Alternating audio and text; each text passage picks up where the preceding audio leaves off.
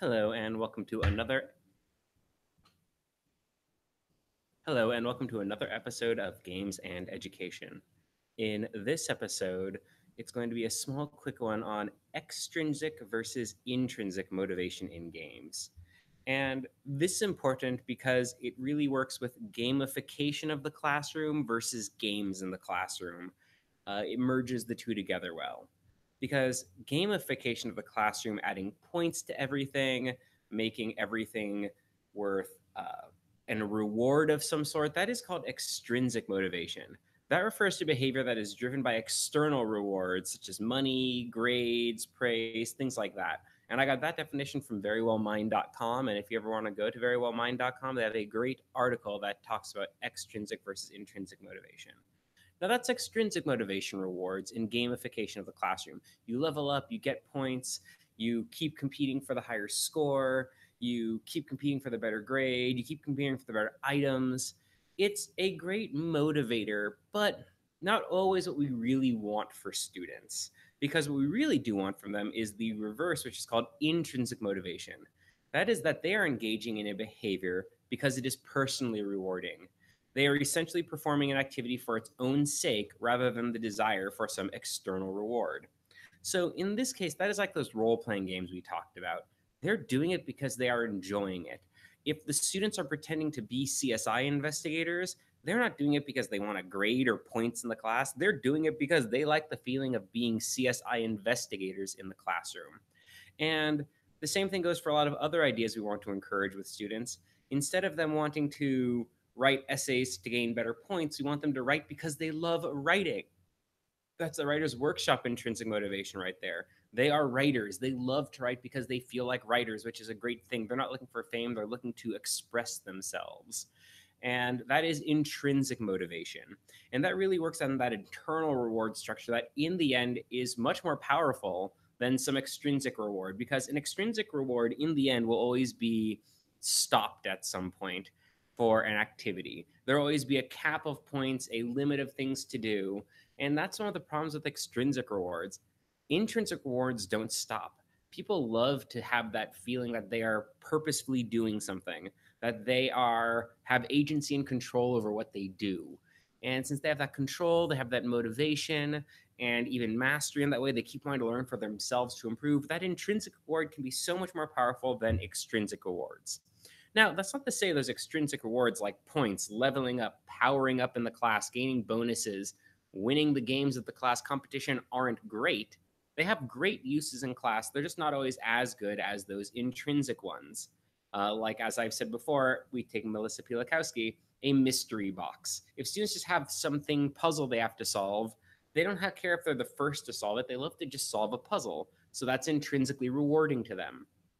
And we want students to eventually get more of those intrinsic rewards than extrinsic rewards. Now, in this, I do want to point out a few things that we should talk about right here, and that's when to use each type and purpose. Because everyone might say, well, there's so much gamification going on. Is it really not the best thing? Well, no, not really. That's because to a lot of people, school isn't intrinsically motivating in general, especially when you reach middle school or high school and you have just different subjects you have to learn. So, algebra, English reading novels that the students don't necessarily want to read, writing papers they have to write instead of they want to write. When these things happen, you might want to use extrinsic motivators to get them motivated to do things. So, making quizzes more fun, using a program like Quizzes, Quizzizz.com, to really do interactive, engaging, competitive feedback quizzes right away, or Kahoot, another website right now you can use to do quizzes real quickly, or making everything worth points and gamifying your class so that everything is a reward for them and everything's more challenging and they have to overcome bosses and they get item rewards for doing things in their class, and those items can give them more points or use them on tests, different things like that. Those extrinsic rewards are really good at engaging students to do behaviors they don't want to do. So students really don't like learning about algebra. Maybe they don't understand why they're learning about algebra. Yeah, make it extrinsically rewarding to them. Give them points for what they're learning. Give them ways to learn that give them rewards. And that reward structure can really help them learn more. I know I used to do current events, and every current event would be more challenging and more challenging, but worth more points. So they'd want to do more of them because it was more challenging and they'd want to do more to gain more points. That extrinsic reward is great because the students didn't really want to do current events, but I, as their teacher, wanted them to be newsworthy current people. Now, if I reflect on my practice now, I could have maybe made them reporters in a class and they started to have a whole newspaper structure, and then that would be intrinsically rewarding, but I didn't at the time. And extrinsic rewards are really good for those things that maybe you can't think of a way that it can fit into the classroom normally. However, I would say you should always try in your own way to put intrinsic rewards in your classroom whenever possible. Make them feel like they're in the world and they want to be there. That intrinsic motivation, once again, is they are engaging it for the personal reward of it. So think for yourself as a teacher. If you can find what is intrinsically rewarding about the subject matter, make sure the students know that too. Take, for example, the writing.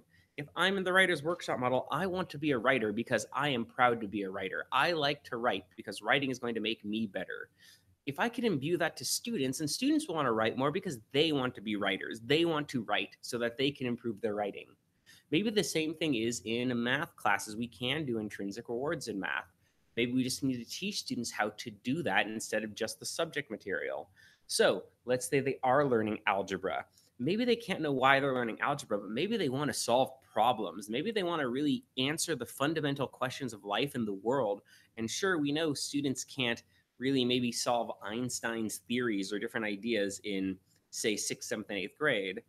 But if we get them thinking like that type of scientist, that all the math they're doing has a purpose to it, and they want to solve problems, and they want to just make it all more challenging to themselves because they want to work out everything and see how the world works out, that is intrinsically motivating. They love to solve puzzles. And the more as we learn, puzzles are really an intrinsically motivating thing. They just want to solve things because they like to solve it. There is no reward at the end to do it. Think of it like making a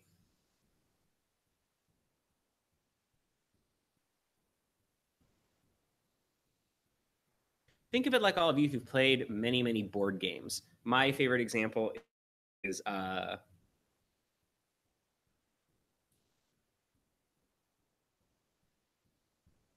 think of like playing a lot of games today. Sure, one of the points is winning the game, but a lot of people love to play games for the story. They like to see just how it plays out. In fact, a lot of games have now multiple narrative paths of where students can go. The Mass Effect games, the Mass Effect games, so many other games, different paths to choose, and students want to try to solve every.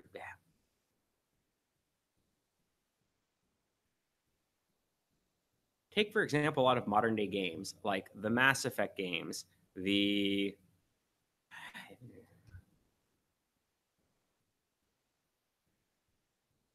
Take, for example, a lot of video games today. They have multiple story paths, so you can beat the game different ways.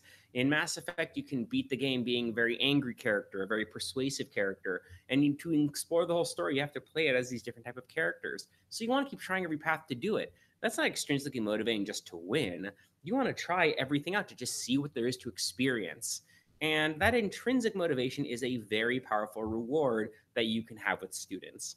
So in your class, I do want to say try your extrinsic rewards, use them when needed, because yes, because sometimes in our classes, it's very hard to get students motivated to do things they don't really want to learn or have any buy in to. And if they can't have the buy in, those extrinsic rewards are great. But if you can create a buy in system for them, some intrinsically motivating way that they inside feel that they really want to learn this for their own passion, they want to learn the material because it will empower them, that is a much more powerful tool. And try every day to find ways to empower students in that way. That's extrinsic and intrinsic motivation, and it's going to come up a lot in as we. It's going to come up a lot in multiple interviews in the future. So, thank you for listening, and let that be the starter for the weeks to come.